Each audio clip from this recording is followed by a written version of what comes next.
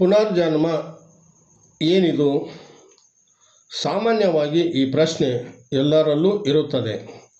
ವಾಸ್ತವದಲ್ಲಿ ಮರುಜನ್ಮ ಎನ್ನುವುದು ಇದೆಯೇ? ತಾತ್ವಿಕ ಅಥವಾ ಧಾರ್ಮಿಕ ಪರಿಕಲ್ಪನೆಯ ಇದಕ್ಕೆ ವಿಜ್ಞಾನ ಏನು ಹೇಳುತ್ತದೆ? ಬನ್ನಿ ಈ ಬಗ್ಗೆ ಒಮ್ಮೆ ಕಣ್ಣಾಡಿಸೋಣ. ನಮಸ್ಕಾರ ವೀಕ್ಷಕರೇ, ನಾನು ರಾಜು ಉಸ್ತಾದ್. ಕರ್ನಾಟಕ ಸಂಚಾರ ಹೆಸರಿನ ಸಮೂಹ ಜಾಲತಾಣಕ್ಕೆ ನಿಮಗೆ ಸ್ವಾಗತ. ಚಿಕ್ಕವನಿರುವಾಗಿನಿಂದಲೂ ನನಗೆ ಈ ಪ್ರಶ್ನೆ ಕಾಡುತ್ತಿದೆ. ವಾಸ್ತವದಲ್ಲಿ ಮುಂದಿನ ಜನ್ಮ ಎನ್ನುವುದೊಂದು ಇದೆಯೇ? ನಮ್ಮ ತಾಯಿ ಹೇಳುತ್ತಿದ್ದಳು, ನೀನು ಈ ರೀತಿ ಮಾಡಿದರೆ ಮುಂದಿನ ಜನ್ಮದಲ್ಲಿ ಇದು ಆಗಿ ಹುಟ್ಟುತ್ತಿ, ಹಾಗೆ ಮಾಡಿದರೆ ಉತ್ತಮನಾಗಿ ಹುಟ್ಟುತ್ತಿ ಎಂದು. ಅದೇನೂ ಗೊತ್ತಿರದ ನಾನು ಆ ಬಗ್ಗೆ ಅಷ್ಟೇನೂ ತಲೆ ಕೆಡಿಸಿಕೊಳ್ಳುತ್ತಿರಲಿಲ್ಲ. ಆದರೆ ಆಕೆ ವಾಸ್ತವದಲ್ಲಿ ಪುನರ್ಜನ್ಮದಲ್ಲಿ ನಂಬಿಕೆ ಇಟ್ಟು ಹಾಗೆ ಹೇಳುತ್ತಿದ್ದಳೋ ಇಲ್ಲವೇ ನನ್ನಲ್ಲಿ ನೈತಿಕ ಮೌಲ್ಯಗಳನ್ನು ತುಂಬಲು ಇದನ್ನು ಬಿಡುತ್ತಿದ್ದಳೋ ಗೊತ್ತಿಲ್ಲ. ಆದರೆ ಅವಳ ಮಾತುಗಳು ಮಾತ್ರ ನನ್ನ ತಲೆಯಲ್ಲಿ ಉಳಿದುಕೊಂಡಿದ್ದವು. ಅವುಗಳನ್ನೇ ಮುಂದಿಟ್ಟುಕೊಂಡು ಈಗ ಶಾಸ್ತ್ರಗಳ ಅಧ್ಯಯನಕ್ಕೆ ಇಳಿದಾಗ ನನಗೆ ಸಿಕ್ಕ ಮಾಹಿತಿ ಇದು. ಇನ್ನು ಈ ಬಗ್ಗೆ ನಿಮಗೆ ಶಾಸ್ತ್ರೀಯವಾಗಿಯೇ ವಿವರಣೆ ಬೇಕೆಂದಿದ್ದರೆ ಮತ್ತೆ ನೀವು ದಾರ್ಶನಿಕ ಇಲ್ಲವೇ ಧರ್ಮಶಾಸ್ತ್ರಜ್ಞರ ಮೊರೆ ಹೋಗಲೇಬೇಕು.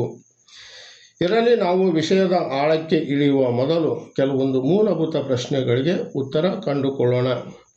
ಮೊದಲನೆಯದ್ದು, ಪುನರ್ಜನ್ಮ ಅಂದರೆ ಏನು? ಉತ್ತರ: ಪುನರ್ಜನ್ಮ ಅಂದರೆ ಮರಣದ ನಂತರ ಆತ್ಮ ಹಳೆಯ ದೇಹವನ್ನು ತೊರೆದು ಹೊಸ ಭೌತಿಕ ದೇಹದಲ್ಲಿ ಮರುಹುಟ್ಟು ಪಡೆಯುವ ಪ್ರಕ್ರಿಯೆ ಎನ್ನಬಹುದು. ಈ ಹೊಸ ದೇಹ ಮನುಷ್ಯನದ್ದೇ ಆಗಿರಬೇಕೆಂದಿಲ್ಲ. ಎರಡನೆಯದ್ದು, ಮರುಜನ್ಮ ಎನ್ನುವುದು ಇದೆಯೇ? ಉತ್ತರ: ಇದು ಆಳವಾದ ಧಾರ್ಮಿಕ ಮತ್ತು ಆಧ್ಯಾತ್ಮಿಕ ನಂಬಿಕೆ, ಧರ್ಮ ಮತ್ತು ವೈಯಕ್ತಿಕ ದೃಷ್ಟಿಕೋನವನ್ನು ಅವಲಂಬಿಸಿದೆ. ಮೂರನೆಯದ್ದು, ಪುನರ್ಜನ್ಮದ ಬಗ್ಗೆ ವಿಜ್ಞಾನ ಏನು ಹೇಳುತ್ತದೆ? ಉತ್ತರ: ವಿಜ್ಞಾನ ಇಲ್ಲಿ ಹೆಚ್ಚು ಮಾತನಾಡುವುದಿಲ್ಲ. ಅದು ಭೌತಿಕ ಸಾಕ್ಷ್ಯಗಳನ್ನು ಕೇಳುತ್ತದೆ. ಇದು ನಿಖರವಾಗಿ ಸಾಬೀತುಪಡಿಸಲಾಗದ ಪರಿಕಲ್ಪನೆ ಎನ್ನುವ ಭಾವ ಅದಕ್ಕಿದೆ.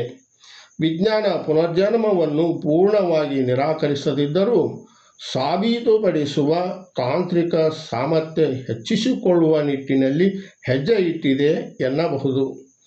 ಇದು ಏನೇ ಇರಲಿ, ಬಹುತೇಕ ಜನರಲ್ಲಿ ಪುನರ್ಜನ್ಮದ ನಂಬಿಕೆ ಬಲವಾಗಿದೆ.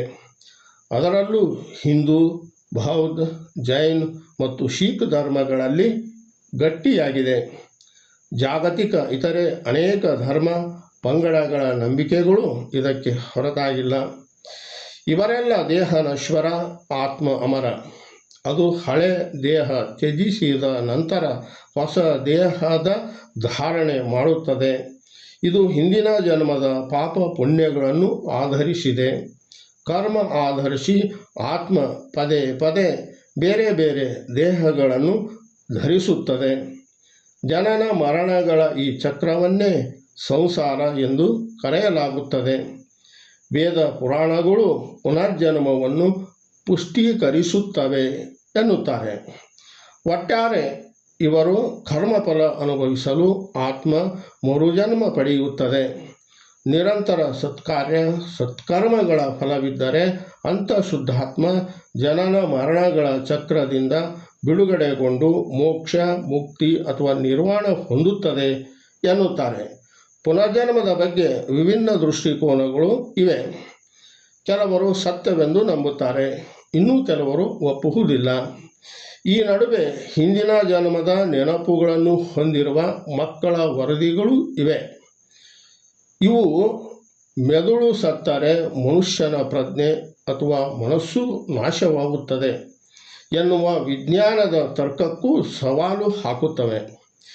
ಇದೊಂದು ದೀರ್ಘಕಾಲದಿಂದ ನಡೆದು ಬಂದ ಚರ್ಚೆಯಾಗಿದೆ.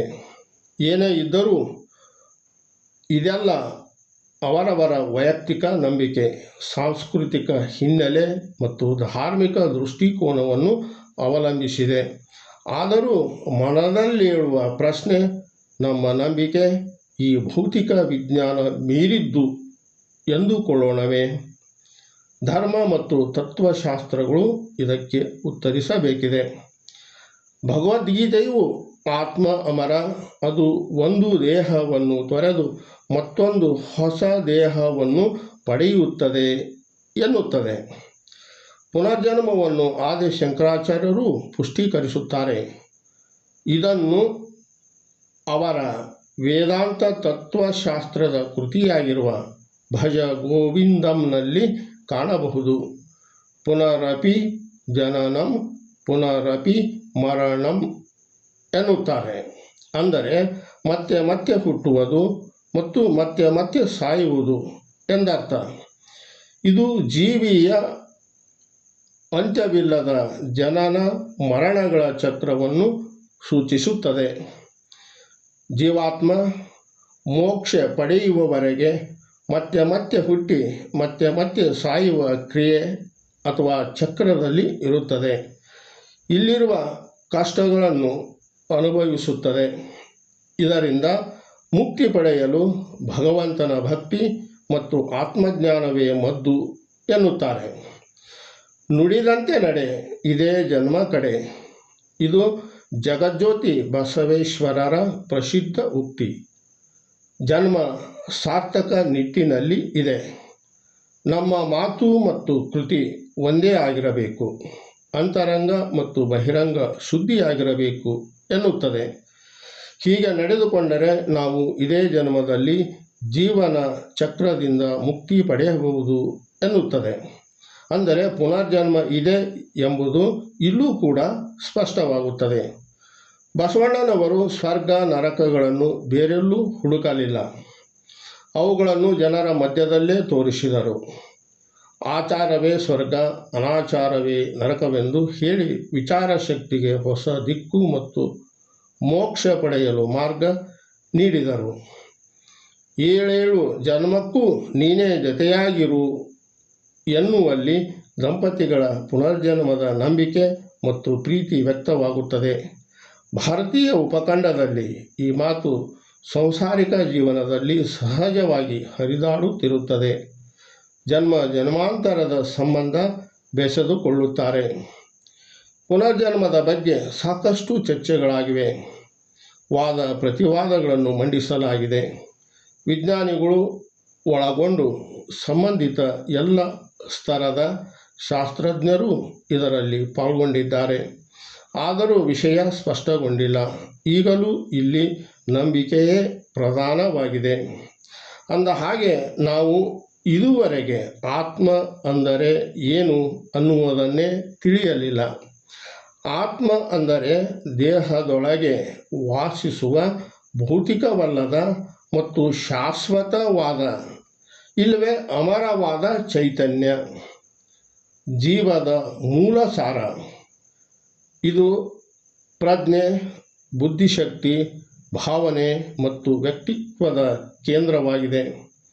ಈ ಆತ್ಮವನ್ನು ನಾನು ಅಥವಾ ನಿಜವಾದ ಸ್ವರೂಪ ಎಂತಲೂ ಕರೆಯಲಾಗುತ್ತದೆ. ಇನ್ನು ಭೌತಿಕ ಶರೀರದ ಬಗ್ಗೆ ನಿಮಗೆ ಪ್ರತ್ಯೇಕವಾಗಿ ಹೇಳಬೇಕಿಲ್ಲ. ಅಮೆರಿಕದ ಪ್ರಸಿದ್ಧ ಬರಹಗಾರ ಮತ್ತು ಸಂಶೋಧಕ ಬೆಂಜಮಿನ್ ಫ್ರಾಂಕ್ಲಿನ್ ಮಾತು ಇಲ್ಲಿ ನೆನಪಾಗುತ್ತಿದೆ. ಅವರು ಹೀಗೆ ಹೇಳುತ್ತಾರೆ: ನಾನು ಇದ್ದೇನೆ ಎಂಬುದರ ಬಗ್ಗೆ ಸಂಶಯವಿಲ್ಲ. ಹಾಗೆಯೇ ಆ ನಾನು ಯಾವುದಾದರೊಂದು ರೂಪದಲ್ಲಿ ಸದಾ ಇದ್ದೇ ಇರುತ್ತದೆ ಎಂಬುದನ್ನು ನಾನು ನಿಶ್ಚಳವಾಗಿ ನಂಬುತ್ತೇನೆ ಎನ್ನುತ್ತಾರೆ. ಉಳಿದದ್ದನ್ನು ನಿಮ್ಮ ವಿಚಾರಕ್ಕೆ ಬಿಡುತ್ತೇನೆ. ಕೊನೆಯದಾಗಿ ಬಸವಣ್ಣನವರ ಮಾತೊಂದನ್ನು ನೆನಪಿಸುತ್ತೇನೆ. ಅವರು ಸಕಲ ಜೀವರಾಶಿಗಳಿಗೆ ಲೇಸು ಬಯಸು ಎಂದಿದ್ದಾರೆ. ಅಂದರೆ ಮುಂದಿನ ಜನ್ಮದಲ್ಲಿ ನೀವು ಏನಾಗಿ ಹುಟ್ಟುತ್ತೀರೋ ಗೊತ್ತಿಲ್ಲ. ಈಗ ಮನುಷ್ಯ ಆತ್ಮವನ್ನು ಪಡೆದಿದ್ದೀರಿ. ಈ ಸಮಯದಲ್ಲಿ ಸರಿಯಾದ ಸತ್ಕಾರ್ಯಗಳನ್ನು ಮಾಡಿದರೆ ಅದರ ಫಲ ಮುಂದೆ ನೀವು ಯಾವುದೇ ಜೀವಿಯ ಶರೀರದಲ್ಲಿ ಪ್ರವೇಶ ಮಾಡಿದರೂ, ನಿಮ್ಮ ಆತ್ಮ ಏನಿದೆ ಅದು ಯಾವುದೇ ಜೀವಿಯ ಶರೀರದಲ್ಲಿ ಪ್ರವೇಶ ಮಾಡಿದರೂ ಅಲ್ಲಿ ನಿಮಗೆ ಈ ಜನ್ಮದಲ್ಲಿ ಮಾಡಿದ ಪುಣ್ಯದ ಫಲ ಸಿಗುತ್ತದೆ ಎನ್ನುವ ಮಾತನ್ನು ಅವರು ಹೇಳ್ತಾರೆ. ಆ ರೀತಿಯಾಗಿ ನಡೆದುಕೊಳ್ಳುವುದು ಒಳ್ಳೆಯದು ಎನ್ನುವ ಭಾವನೆ ನನ್ನದು. ವಿಷಯ ಹಿಡಿಸಿದ್ದರೆ ಲೈಕ್ ಮಾಡಿ, ಸ್ನೇಹಿತರೊಳಗೆ ಹಂಚಿಕೆ ಮಾಡಿ, ಚಾನಲನ್ನು ಸಬ್ಸ್ಕ್ರೈಬ್ ಮಾಡುವುದನ್ನು ಮರೆಯಬೇಡಿ. ನಮಸ್ಕಾರ.